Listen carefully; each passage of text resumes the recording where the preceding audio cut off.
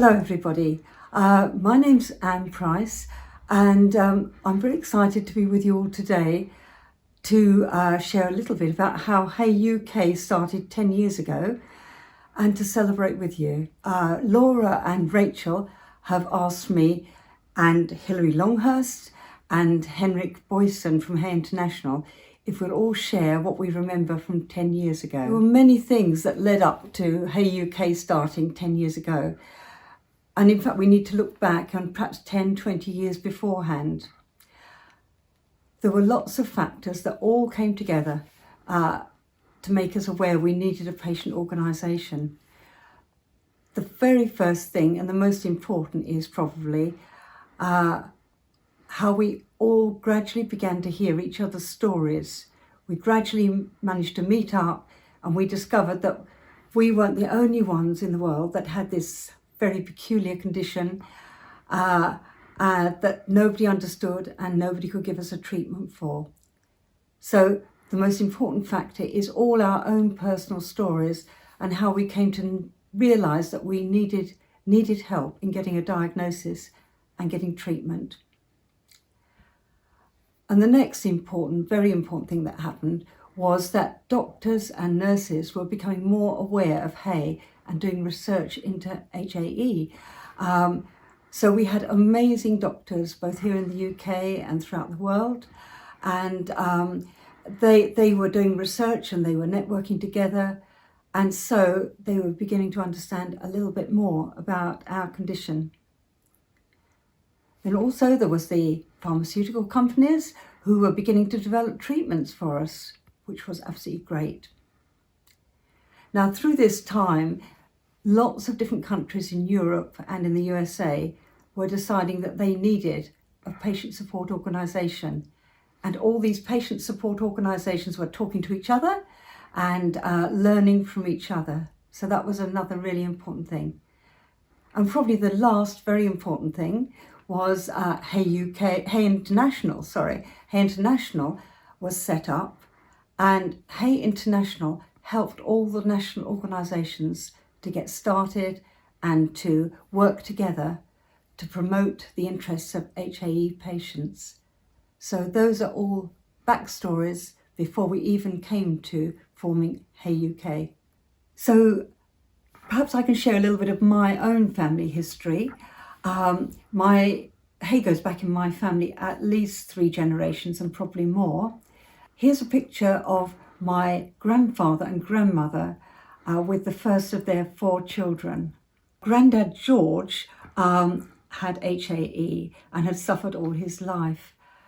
When my father was 8 years old, Grandad George was 39, and one night he got a throat swelling and died. And this was a terrible tragedy for him, for the whole family. There was no help available from the state for families in their situation, so my father and his brother were sent away to an orphanage for the rest of their schooling. So my father is the one on the left, looking very cute there. Many members of our family suffered with HAE through the generations, and I myself got my first symptoms in my 20s, and for about 20 years I had severe attacks, mostly of the abdomen, usually lasting about 3 days. And as we all know, there was no help in those days. You just had to cope with it in some way. So life was pretty hard at that time. Then in 1983, for us, a small miracle occurred. We became the first family in the UK to be prescribed C1 inhibitor. And we were prescribed to have it at home and to give our own medications, which was just wonderful. And it turned our lives around. It meant that our children who all had HAE could self-inject. They could follow the careers of their dreams. They travelled around the world, and we were all wonderfully sorted. So this was fantastic for us. We now have 6 grandchildren, 2 of whom have HAE. So for those of you who know me, I'm going to indulge and show you a little picture of our grandchildren. So though our family were all right, I realised that there must be so many people around the UK and around the world who had HAE symptoms and they didn't have a diagnosis and they didn't have any treatment. So the next part of the story comes in 1995 when I discovered an organisation called the PIA. That was Primary Immunodeficiency Organisation. And it was an umbrella organisation that looked after patients who had immune deficiency conditions, and that included HAE. So I joined as a volunteer, and I was the only member with HAE. But it wasn't long before David Waters, who was the CEO, a most amazing man, recognised the difficulties that must be out there for HAE patients. And so we began a 10-year campaign of contacting HAE patients and hearing their stories, often stories of great difficulties and tragedies. And David Waters would link them up with HAE specialists and help them to get treatment. The PIA also held days to help share information with doctors and nurses, which was wonderful. And they helped us to liaise with doctors and patient organisations throughout the world. So this was the start of really great things for us all. A picture here of a meeting that we had in Budapest with various other HAE patient organisations. And I'm sure you'll all recognise Tony Castaldo there and perhaps one or two other people. Our HAE community owes so much to David Waters. When David retired in 2004 with a group of us saying thank you to David for the amazing things he did for us all.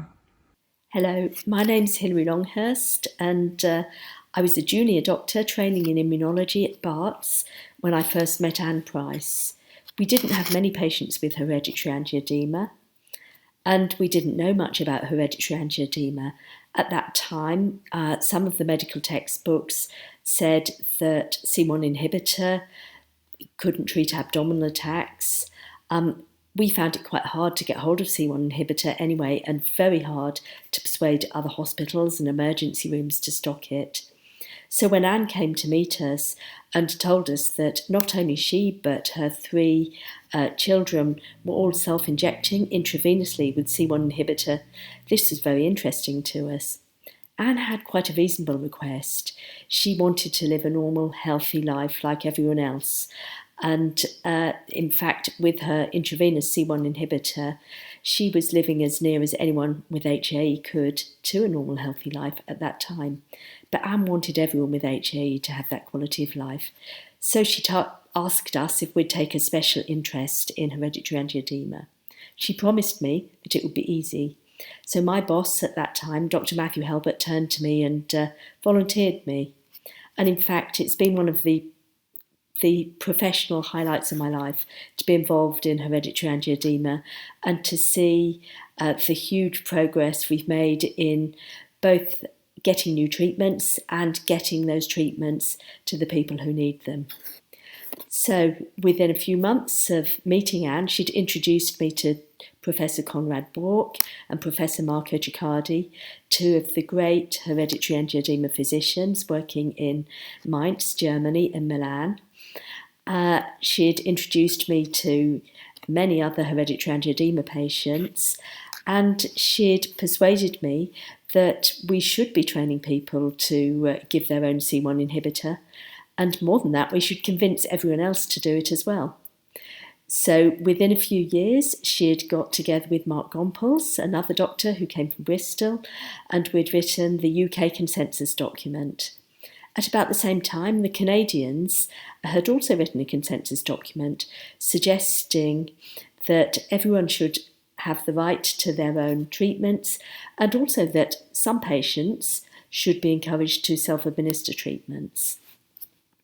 Anne worked as part of the Primary Immunodeficiency Association with a very big and very scary man called David Waters.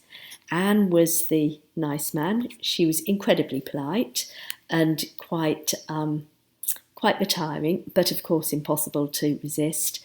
But David, who was a large and very forceful man, used to ring me and other consultants up if there were patients who were not getting the treatment they needed, and he used to ask us what we were doing about it. And of course, we then had to do something. So for pretty much every single patient who had hereditary angioedema, we used to have to write to their doctors or to their primary care trust to find someone who was willing to pay for the C1 inhibitor. This could be quite difficult because, of course, it was seen as an expensive medication. But with the help of Anne and David, we eventually got the treatment, not for everyone, but for most people. In 2013, there was a huge breakthrough because NHS England finally agreed to fund C1 inhibitor and also icatibant, which by then was available for people to give to themselves at home. And NHS England also said that we should be encouraging people to self-administer. I'm very happy to say that although we're not there yet, we do now have new treatments on the horizon, and some people are already getting them that promise to take us another step forward. So though the battle's not over, I think that the outlook for families and children with HAE today is much, much brighter than at any time in the past. And I'm looking forward to more happy news. By 2010, our HAE family had grown so much that we knew it was time to follow the examples of so many countries in Europe and in America and to start our own HAE patient organisation. So my husband John and I, and John and Kathy Rickson, got together to plan the way ahead for HAE UK.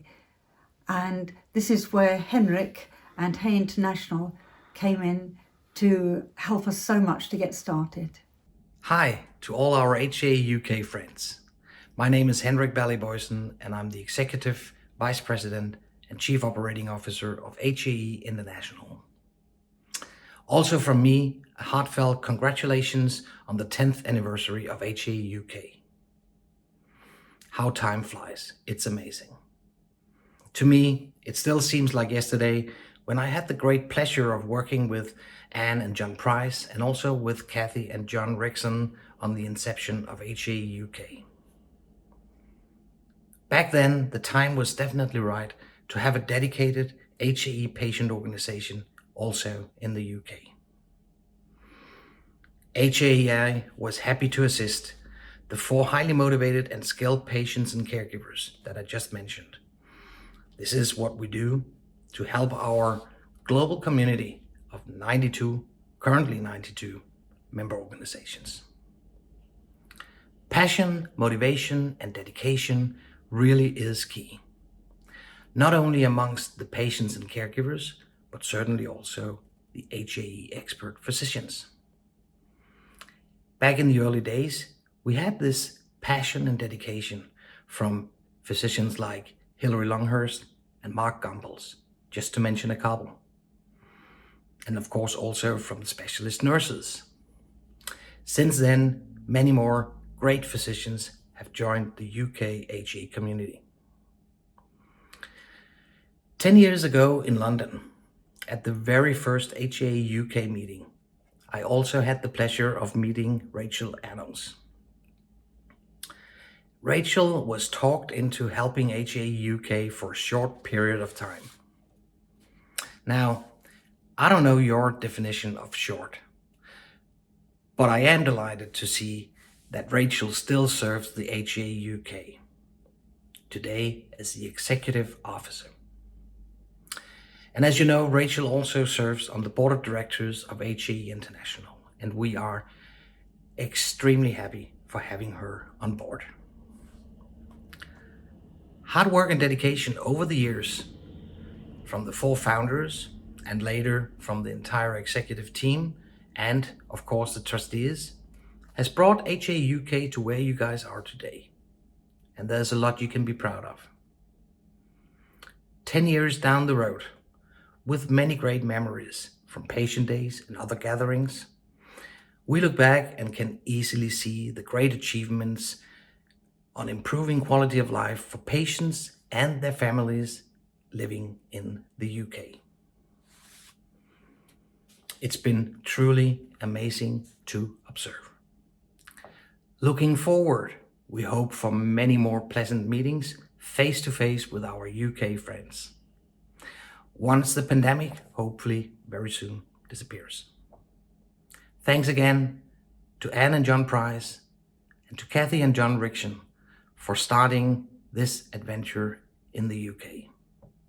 And to the rest of the crew at HAE UK for continuing and further developing the organization. Once more, from the entire team at HAI, congratulations on your 10th anniversary. Enjoy this virtual patient day. We hope to see you again soon, and please stay safe. So eventually we came together on a wet, blustery day in November 2010, and we held our first HAE patient day in London. And some of you will have been there, and Rachel was there, and she volunteered on that day to give us a little bit of help with IT and computers. And as you'll all know, the rest is history. Rachel is still there with you doing a fantastic job. Here's a picture of John Rickson and me and my husband John and Henrik on that wet, blustery day. Well, there have been so many amazing people, wonderful people, who've helped HAE UK become what it is today. And it's just not possible to mention them all. The pictures we've got, it doesn't include you all at all, I'm afraid, but some of the wonderful people who've helped to make HAE UK what it is today. So have a great celebration. It's wonderful that we're 10 years old today.